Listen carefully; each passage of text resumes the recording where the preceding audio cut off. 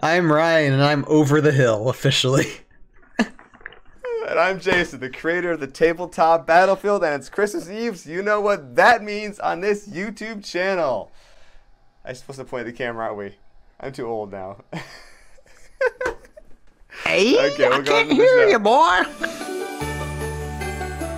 So Merry Christmas, everybody, and welcome to the 2022 Tabletop Battlefield Christmas Special, the one time of the year where Ryan and I look back and try to figure out what the heck is going on and why nothing makes sense anymore. But, you know, it is. And why are we so old now?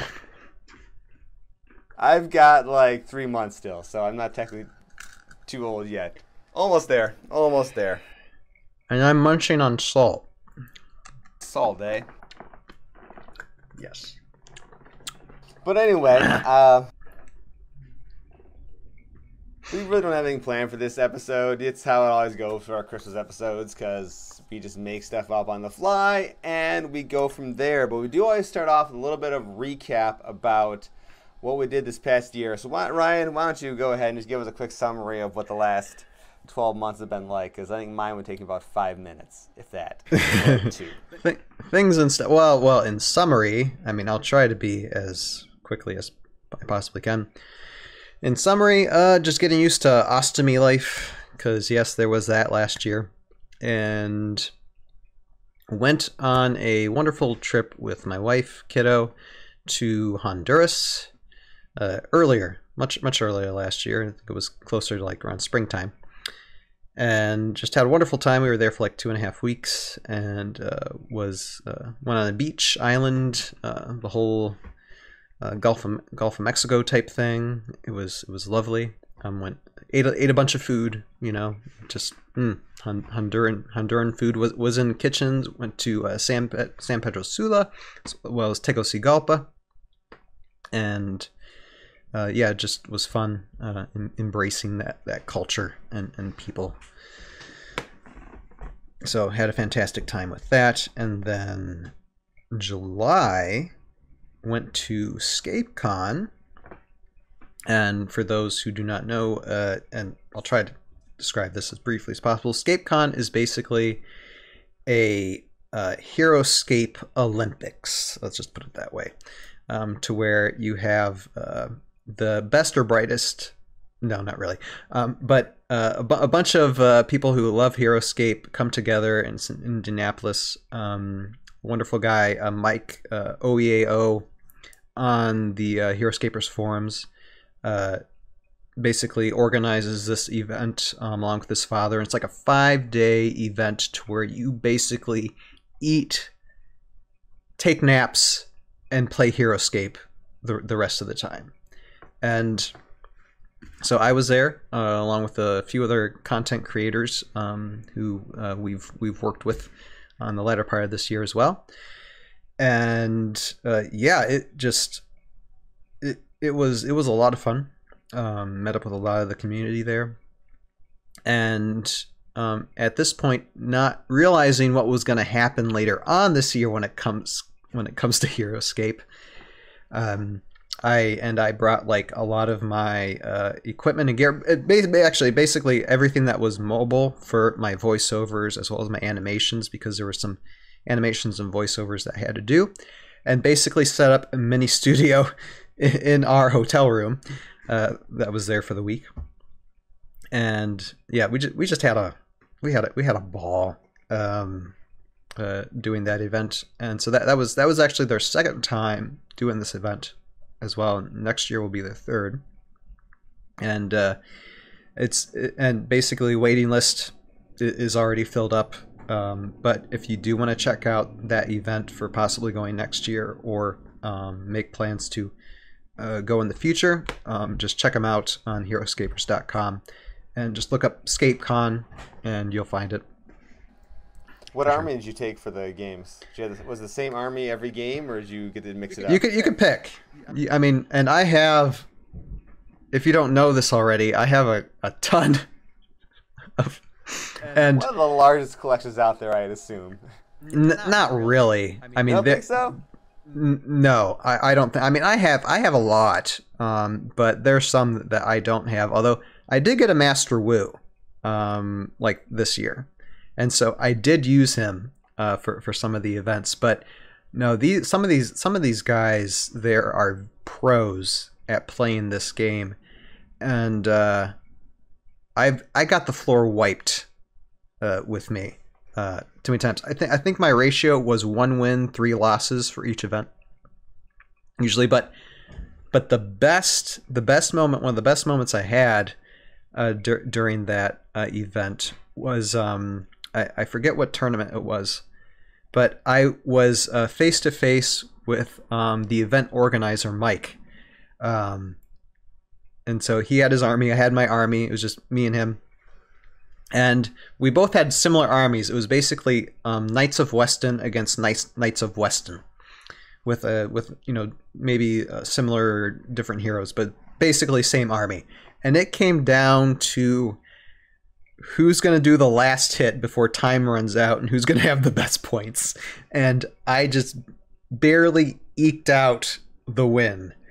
But it was so cool to see the astonishment on his face, like, wow, you won. I'm like, yeah. Was he not expecting to lose or something? Well, he didn't get trounced. Let's just put it that way. I mean, it was a lot of luck, but still my win. Still 1-0 against you, Mike. So yeah, that was my moment. But besides that, I got really trounced. There was one moment to where one of the leading players within the Heroscape community, known as Dysel, faced off against her, and it's hard to disembowel somebody when they already have had their intestines removed, but that is exactly what she did. Literally, it was a round and a quarter of a round, and boom, I was done. It was a combination. That fast? Yeah, it was a combination. She had like Zelrig and Green Skull Warriors, and a couple other, and the combination of those armies just boom. I think I had zombies and something else, and I thought that was a pretty good army. Nope, boom, just wiped the floor with me. I mean, she didn't even look twice, but I did get a selfie with her, so I'm just like, oh, thank you so much for kicking my ass. Now here, let's take a picture. How did her army get across the map and kill you in one turn? These tournament style maps that they have are pretty small. But they're usually so you can get to fighting right away. I mean, aren't they usually like 15 hexes or something? 15, 20 hexes? So there should be at least like a turn of movement leading, right? Or is it really something like small? that? It does. Yeah, it doesn't take. It only takes like maybe a turn or two to get through. And for this particular event, you could actually. This is why you got engaged really fast. You dropped your miniatures in one at a time, and I think it's you would roll for either to decide if you were going to drop your opponent's or yours, and you can make that choice. And so that's why we got engaged really, really fast. So everyone started out really close to each other. It wasn't like a standard line up on each side of the map and walk in. Right. Okay. All right. Like different tournament, different tournament rules for different events. And the championship, which I think I got like one or two wins in that, but I got wiped out pretty early. I was basically going all zombies. I did use Master Wu and monks as well as a C3V master as well, which was pretty fun to use. But it was mostly zombies, and there is this event that they use for the championship, like for every other game or for particular times. It's not every time you play, but sometimes it's called Reverse the Whip, which basically means that you take your opponent's army and your opponent takes your army, and you basically have to face your own army with your opponents. And that can potentially screw you if you don't know what you're doing, and it did. It's like basically my own army's just wiping the floor with me. And that just randomly happened for some rounds of the tournament? It's not like woohoo! All of a sudden, surprise! You do this. I mean, it is planned out, but I had no idea what that really meant. It's like, oh, this has happened. Oh, well. So why would you just build a crappy army then and give it to the? But at the same time, you don't want it to be. You have to really think about what you're doing, because if someone else gives their own crappy army to you. You got to make it somewhat good, but like I said, there's just a lot more thinking involved than what I put in. A lot of learning. So there were some armies that it's like, okay, I'm gonna have this one. I'm gonna have this one. Like I said, Dysel with the green scale and Zelrig. That I got those now, and there was also Chris Perkins, who I liked his army a lot. It was like spiders and a C3V dragon that was synchronized very well, synchronized very well as well. And so for me, it was just a huge learning experience on how they use their armies, especially with the C3V stuff, because I just was starting to learn C3V stuff this year. So... And that's taken more than 5 minutes to talk about. But anyway, it was a great event. I recommend if anybody wants to. And the community was very nice, even for those of us there that were very new, very green.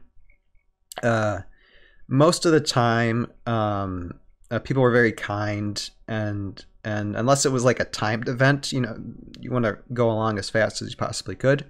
But I mean, they would explain things. They would be like, if you need help in this or guided through this, then yeah, they were very helpful, very very kind. So it's a good event, and I have to take a drink or my throat's gonna go. All right, well, I'll jump in and talk a little about you have anything else to add for what happened this year? Or you... well, that's halfway through the year, but go ahead. Halfway through the year. That's just July. I mean, we have more to talk about. Well, ignoring Age of Annihilation. Well, we can drop on that here in a moment. But is there some other Age of Annihilation or? I mean, there are a lot of things that happened for Tales of Valhalla and the Tales of Valhalla channel after Age of Annihilation dropped. So maybe we'll talk about that when we bring it up. So, I mean, besides that huge thing, Tales of Valhalla I'm still trying to finish season 3. I'm currently editing the last 3 episodes altogether, and hopefully we'll be releasing them sometime early next year. I'm hoping March. I'm hoping March, just editing through all in the winter. We'll see. But sometime next year, those will be released, and then this whole goal of getting these 3 seasons out for like the next several years, or these last several years, will be done, and it's just going to be a happy time. It's going to be a huge celebration. Just getting it done. It's quite literally. I mean, a lot of these things that you see, like in Hollywood, Disney, or others, when they do stop motion animated content, and the time, the scripting, that and the animating and editing that put in through that, they have literally just hundreds of people working on that, if not thousands, usually for these types of things. Thousands, probably. And for me, the last several years, it's just been me, basically.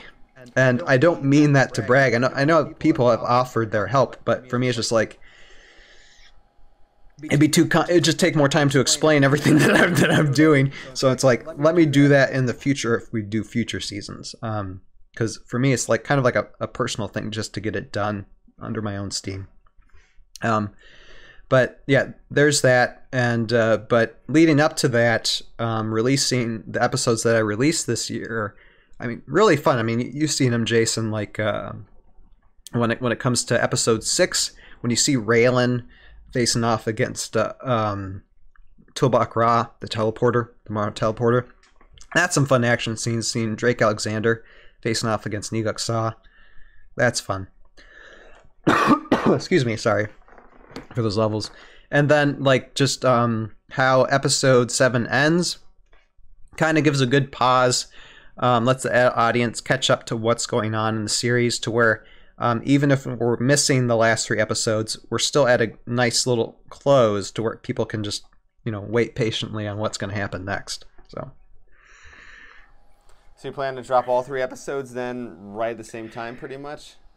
Pretty much. I'll probably do a separate premiere. I'll finish them virtually all at the same time, but I'll premiere each one separately. So that way we can do 3 separate giveaways, So. I see.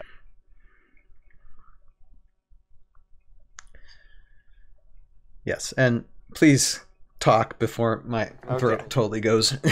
My entire year this year, as I kind of hit it at last year Christmas, and I posted a couple of videos on the channel about it, as I basically spent all year training for the Ironman 70.3, and I finally survived one of these stupid things.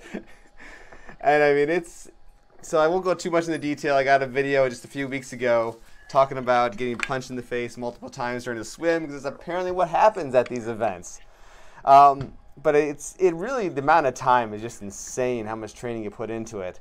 So the event was September 11th was when the race was at, and then by the end, throughout pretty much August, maybe late July, August, early September up to the race, I was probably doing about 10 hours of training, so 10 hours of physical exercise each week, whether that's swimming, biking, running, and that's basically like your minimum level of competency. And I didn't really push myself super hard, so my time, like I said, I survived, and my time wasn't amazing. Completing those things is good no matter what your time is. But I was 933rd out of about 1,400 people, and in my age group, I think I was like 90th out of like 100 or something. I was pretty close to the bottom, but I don't care. I wasn't last place, and that's what matters. Yeah, and you finished. That's the important thing. Yes, and I finished. That is a really important thing. Other than that, I did finally release the Kolithgard expansion for Legends of Kaladagia, so I don't have the most recent miniature sitting up here. No, that's the original one. I need to replace it. I don't know where it went to. I have a brand new miniature to go along with it, replacing the Dryden here. So that is over at EmpireUnderSiege.com. Made a bunch of videos. I wish there's something more exciting to talk about, but that is pretty much my year. Woohoo. With a few exceptions. With a few exceptions, but which we'll get into in a second. So at some point here, I guess we got to at least touch on Age of Annihilation. Yes. But before we get into that, do you want to mention the the news story of the year that I, because we had a we had a special news story last year, which I won't talk about. So before you just go into this, Ryan mentioned he's bringing a news story of the year to this thing about 5 minutes before I started recording. And after what happened last year, the 57mm mortar shell, like, oh no, what did he dig up this year? Yeah, I don't dig them up. They just pop up, to me. I mean, the stuff. Oh goodness, one sec.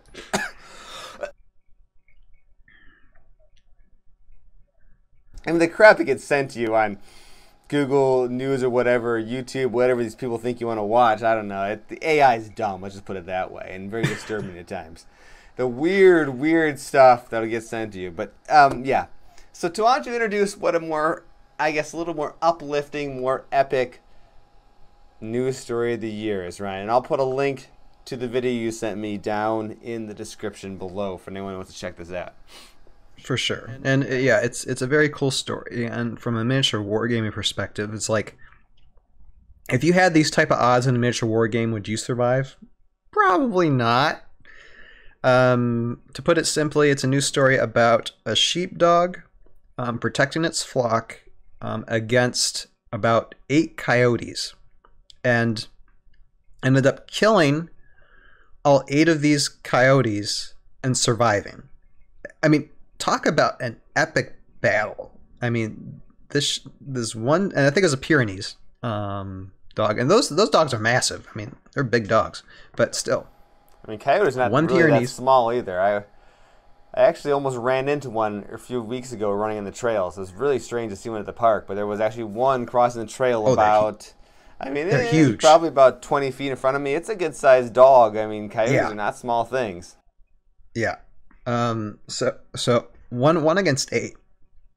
And, I mean, survived. I mean, it got hurt, but killed or fended off 8 coyotes. And it's just incredible story. So yeah, I recommend definitely going to the link in the description below to check out that little YouTube video. Just you know, it's I think it's just a good message for anybody to fight for what you believe in, no matter what the odds are. So yeah. If there's 8 raging vicious animals around you, you need to fight to the death.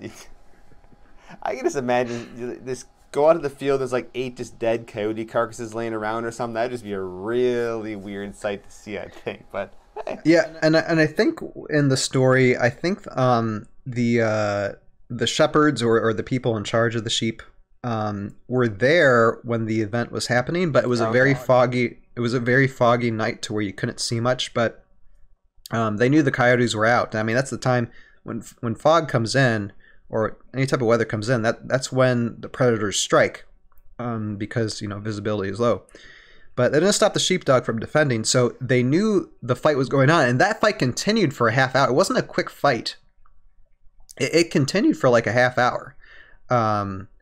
This sheepdog defending its sheep, and the owners could hear what was going on, but they couldn't see anything until after every like the weather cleared up, like the day after or whatever.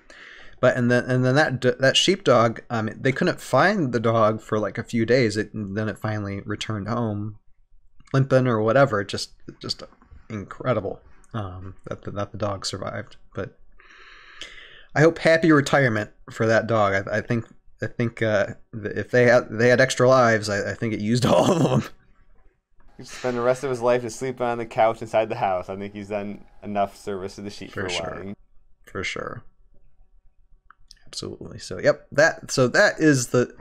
I'll try to find a more interesting story next year. Okay, I'll keep my eyes open. That's a perfectly acceptable story. It doesn't involve whatever. So at least I don't gotta go ahead and implement some sort of fun little thing explaining why it's been content's removed from YouTube, because YouTube's gonna ban us because Ryan's talking about mortar shells, and yeah, things are weird. Let's leave it at that. Things are very, very strange. People do weird stuff. This is what not to do. Yeah. Seriously, don't do that, what that guy was doing. That's. Oh my gosh. Anyway, though. Shall we move on to the joy that was Age of Annihilation, or more like the... Oh my gosh. Rocket up, and you rock it up, and then... Zoom, boom. What a roller coaster that was. Oh, man. And I don't know how much we want to get into it, because we've done a lot of talking already. Why don't you explain why we've done a lot of talking? I'll put some links down below. But I also, just because I'm going to put something stupid down below, I'm going to put a link to a video showing the greatest RC airplane flight ever, and it's kind of relevant to this. But my brother sent it to me. It's hilarious. Absolutely hilarious. Okay, talk about your thing, Ryan. I've never seen the video, but I know exactly what you mean. Okay, well, let's start. When did they release? When did Avalon Hill release that teaser trailer? A little bit before Gen Con. So it was like, I think like the week of when Gen Con was going to start. So I don't know, that was late August-ish, sometime around then. Something like that. And so, yeah, in short, Avalon Hill basically put an announcement trailer online that Heroscape was back. And people within Heroscape community started, like, notifying everybody. And, of course, I mean, Tales of Valhalla is kind of, within the Heroscape community. So I believe you went sent live me a on text within about 19 seconds of that trailer going live. Yeah, yes. In fact, if I look at my phone and tell you when the trailer went, because it's like, Ryan's like, have you seen this yet? I have no idea what this is. Yeah, it's like, it was because it was something that Heroscape community always wanted, but we never thought was going to happen. And to where it's like, okay, Heroscape's now back, and they've been working on it for 2 years to release it again. And it's like, awesome, great. And I mean, like I said, I don't want to get into too much detail about it. I mean, I did a live stream. That live stream for that day when that trailer was released ended up evolving into what's now known as the TOV podcast. And so we got on the Tales of Valhalla YouTube channel, we got, you know, my stop motion animation stuff. But now we also do every once in a while something called a TOV podcast where myself, Jason, and other content creators record live talking about anything to do with Heroscape, whether it be lore, gameplay mechanics, or whatever news or announcements would happen with Hasbro or Heroscape, which I don't know what's going to happen now. We'll see. But and maybe other, like, could be possible Heroscape related things. I might have people on next year that might not be involved in Heroscape, but they might be doing something that's very similar because they love Heroscape. So, I mean, it's just something that sprouted from Age of Annihilation, because everything we for like first few months of doing the TOV podcast was talking about Age of Annihilation. And so link in the description below. If, I mean, one thing with the TOV podcast as well, yes, it is an audio podcast format, so you can listen to it on the podcast sphere. The one problem with that, though, is that the podcast hosting service that I was using, Sounder, which I think was basically the best out there, you could upload your stuff for free, and you could technically get paid for it depending on what your audience was. They decided to shut everything down by the end of this year. And I transferred to another podcast hosting service, but in order to do anything from that, you have to pay. Any other podcasting service, you have to pay money. It's not something for free. I don't know if that's why Sounder is actually stopping their service. But so I'm not exactly sure if I'm going to stay where I'm at there. But the best thing you can do, so I'm not going to give any audio podcast website like a description. Just go to Tales of Valhalla YouTube for now, because there will be like the live video recordings for the podcast on there, and you can download them via YouTube download, or just look for any links that we might have on the YouTube page, and you can go to those. I mean, it might take a little bit of time to manage, but eventually we'll find a place, or we'll end up staying where we're at. I'm just not sure yet. And those are live, but so you guys can join us on usually Sunday nights when we record. Mention those are live, so you can comment and talk to us. Yeah, we're usually recording live, so people can comment. Usually we're on live on Conductor Productions Twitch, and we now stream live to the Tales of Valhalla YouTube channel as well. So you can go either way, either subscribe to Tales of Valhalla YouTube or follow us on Twitch. And so yeah, Jason can put links in the description below for that. And it's used to be every Sunday. I'm going to die if we do it every Sunday, so it's probably going to be like every other Sunday, or you know, just whenever I announce it. But normally it's probably going to be every other Sunday in the month. So just, you know, keep a lookout for that. But anyway, besides that shameless self-promotion, we are on a high. All this lore is being introduced to us. All these miniatures are being introduced to us. And then we found out, I mean, we kind of knew early on, but that it was going to be crowdfunded. Okay, fair enough. And it can work. They announced the crowdfunding campaign, and they had done this stuff similar before with like Hero Quest, or it's like, okay, and they said, okay, the campaign was going to be a lot like Hero Quest. Unfortunately, it turned out to be nothing like Hero Quest crowdfunding campaign. As a matter of fact, the exact opposite. And not getting too critical, because I mean, when it comes to just the less than a dozen guys who are actually at Avalon Hill, I try to point the blame as less as possible on them, even though if you failed, you are responsible, and so just learn from your mistakes and move on, please. But it failed. Let's just put it that way. The crowdfunding campaign failed.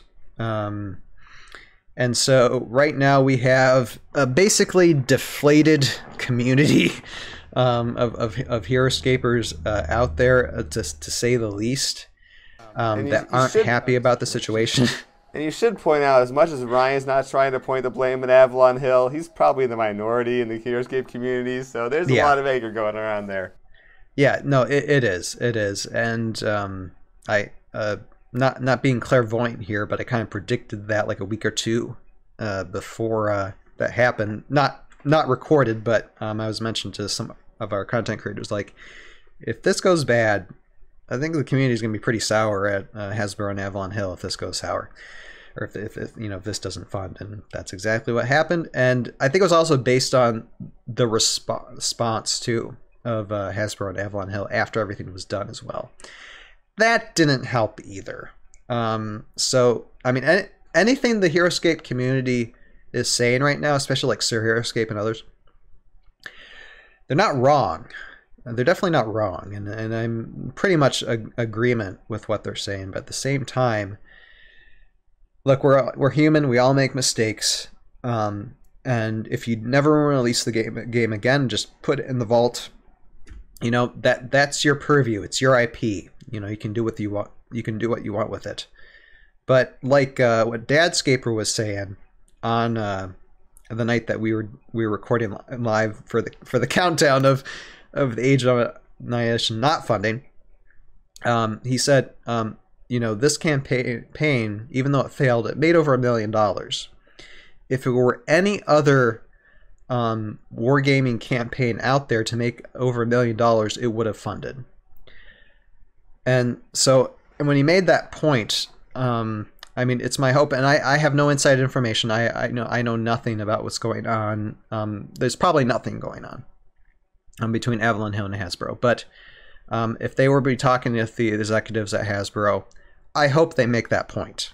But I mean, who knows? But as far as picking up the pieces, I think one of the best things that come out of that thing was a TOV podcast. So I'm going to keep on running it. Keep the name of Heroscape alive for as long as we possibly can, and with Tales of Valhalla, at its side, and just keep on going. I mean, it really doesn't change much other than feeling deflated. It hurts just to think, when we talk about, and like when we record this coming Sunday, which will be when will that be? December 18th. When we talk about the proxies and all the because they did provide stat card information for some of the stuff that they were going to release. So already the community is making proxies of those, or half the community is like, oh, let's forget about this.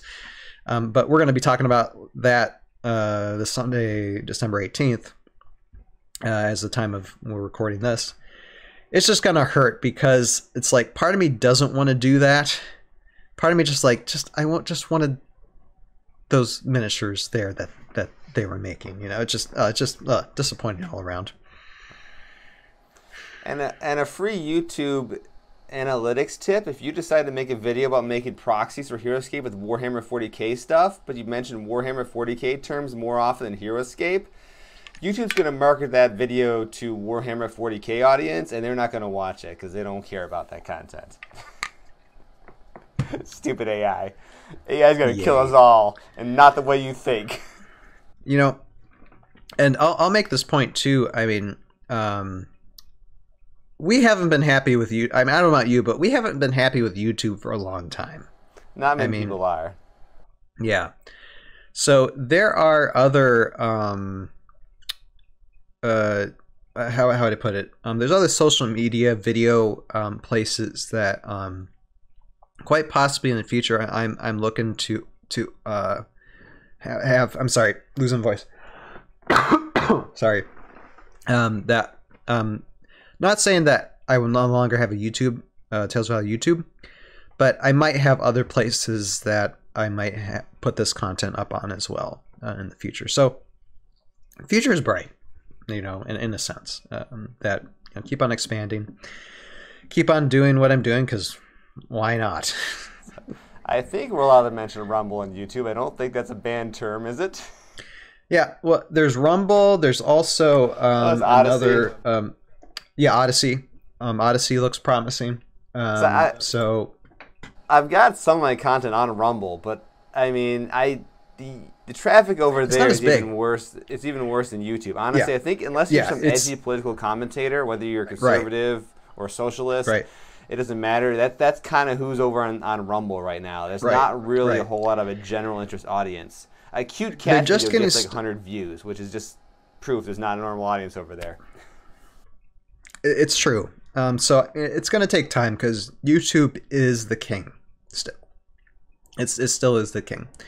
But and I think Rumble, like how they they really need to change a lot of how they show things, because when sometimes I'm watching things on Rumble and with the app on my phone, YouTube, you can like decompress the app to where it just shows up as a little window, to where you can do other things on your phone while you're watching a YouTube video. You can't do it with that Rumble. You close the page and it just closes. It's like, no, that's not what. It's like, okay, so it takes time. So yeah, I mean, they got a lot of work to do there, but at the same time, Rumble, Odyssey, I'm setting up accounts and definitely gonna try and expand the audience as much as I can, even if it is 100 views. At least it's something, 100 views would be nice. I mean, I kid you not, on Rumble, my content might get 3 views on a good video. There's one that's got 11, and the very first Iron Man 7.3 one got 70. I have no idea how. I also got like 82 rumbles or something, whatever that means. I have no idea what a rumble actually is. Likes. It's a like. Is it a like? Yeah, it's like a like button, or a rumble button, whatever. Okay. They got to do things different there a little bit, But it's not. Yeah, I guess if that's what it is, then sure. But I don't know. I haven't tried Odyssey yet. Maybe that gets a little bit more friendly general audience. But I think the problem is both those. I don't know about Odyssey, but Rumble's basically made its name on bringing over the popular political people who got banned on YouTube for saying something that Google didn't like, and then there is a niche over there now. Yeah. And there's sort of people adjacent to that kind of have that stuff, but if you have more general content, I don't know, maybe. Just needs to grow, so we'll see. I mean, YouTube might be king for a long time, so like I said, probably not going to leave for anytime soon, but definitely good to expand to other places. So. All right, I think we've been talking for a little while here. Ryan, any last thoughts you want to share for the year before we wish everybody a Merry Christmas, Happy New Year, and we'll see them all next year? You didn't say much about Age of Annihilation unless you just want to keep those comments to yourself. I mean, I've got a video on it. I should mention that. I do have the video. True. Yes, you do. My response to the crowdfunding and my commentary on what I thought they were trying to do, and there's more stuff I probably could talk about, but I would love to talk to Heroscape a bit more, because there are some things, some bits of evidence he said that he had that I didn't have access to, that I would like to get more context around in terms of his conversation with Chris. That'd be fascinating to talk to him a bit more and see if I can kind of flesh out some of my thoughts. Because I got a theory in my head.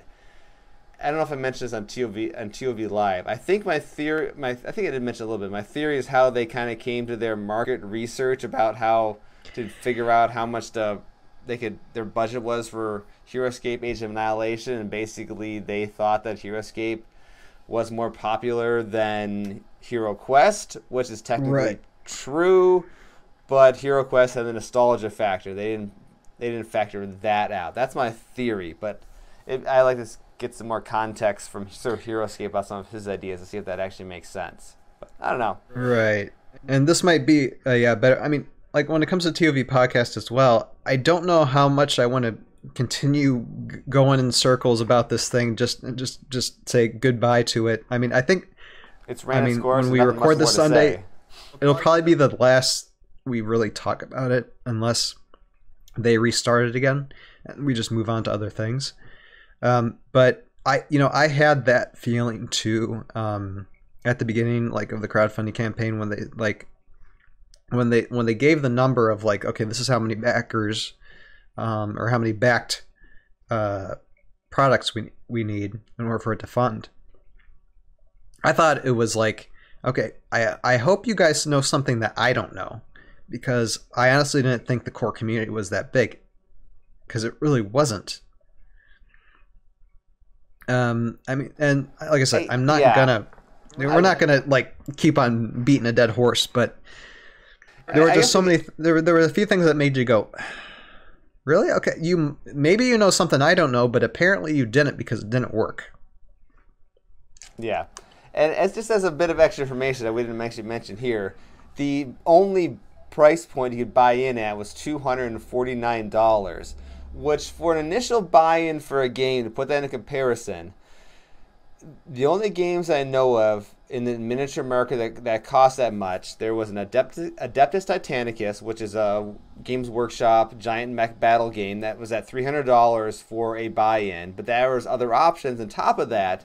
And also the new Horus Heresy set, which is also Games Workshop, was $300 as well. But both of those two games are boutique games for Games Workshop, in which is already the fancy premium brand in the tabletop gaming industry. It's a massive community too. Massive. Because yes, and Horus Heresy already had a huge player base. Right. This was a new starter set. This was not a new game. This was basically a bunch of plastic miniatures for the first time for what was primarily a resin-based game.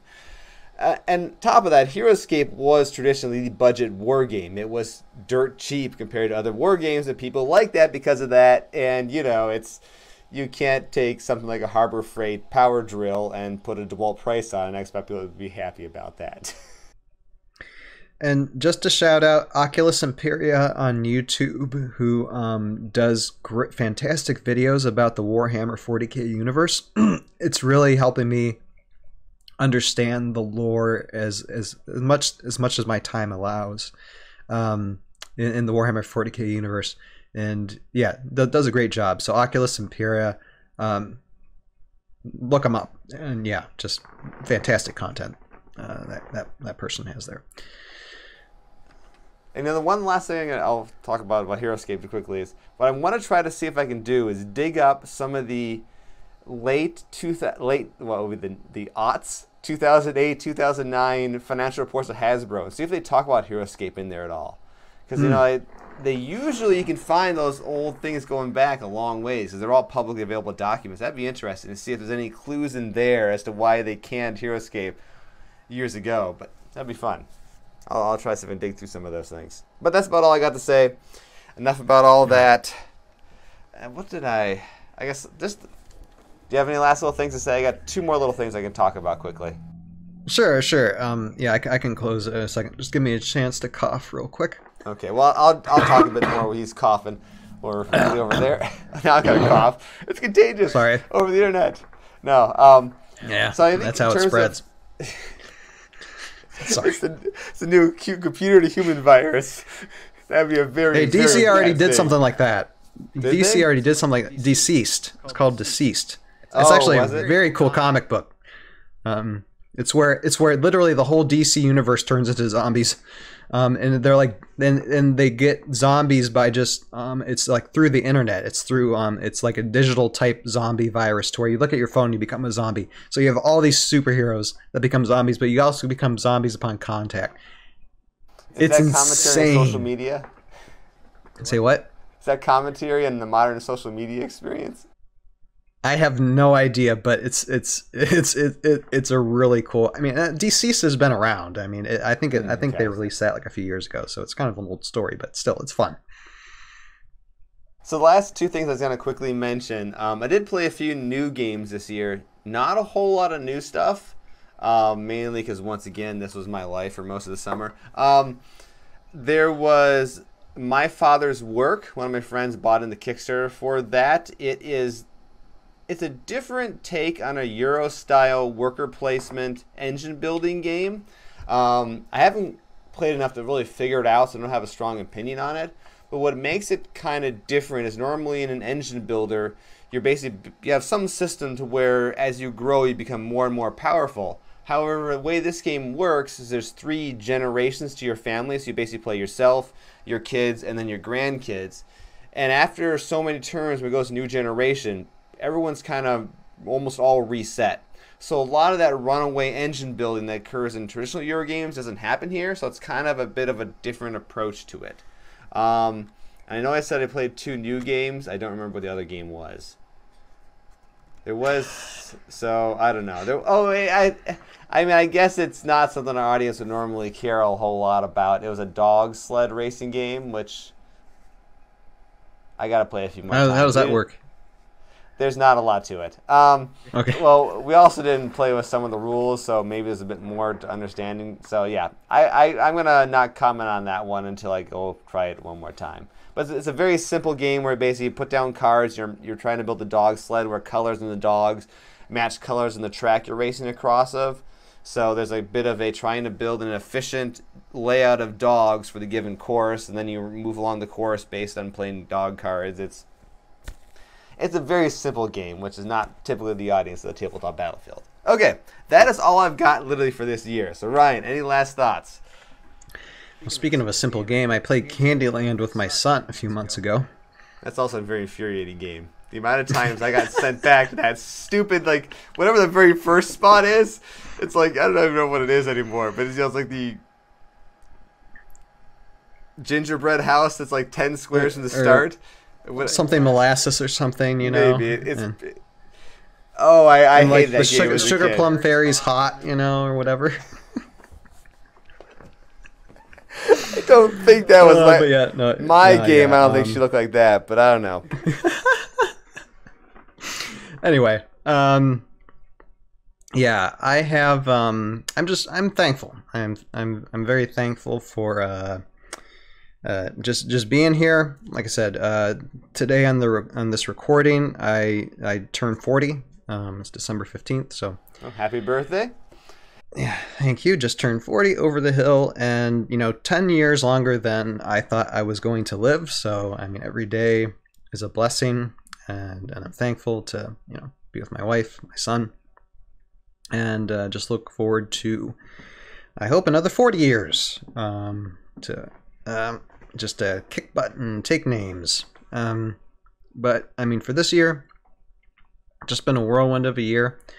I just hope to finish strong into next year, getting Tales of Valhalla completed, and then start thinking and planning what I'm going to do for the future after that. And yeah, so we'll have to see. Hopefully next year will just be like, okay, let's summarize Tales of Valhalla and where do we go in the future, whenever we get together next year, and maybe just talk about a game or two. We'll see. We'll see what happens. But yeah, my voice is given out. So all right, we'll call it good there. So thank you guys all for watching. Once again, I'm Jason. I'm Ryan. And we'll see you guys. Well, first of all, have a Merry Christmas, a Happy New Year, and we'll see you guys in 2023 on the Tabletop Battlefield as well as TOV Live.